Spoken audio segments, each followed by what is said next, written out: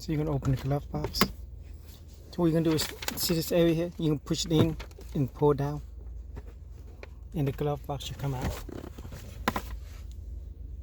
And here's the cam filter. What you do is push these two tabs and pull it out.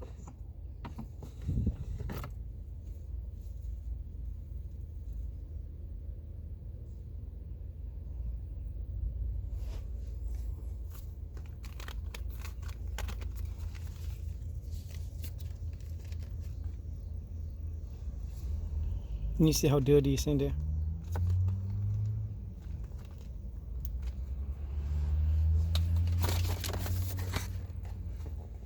And here's the new one.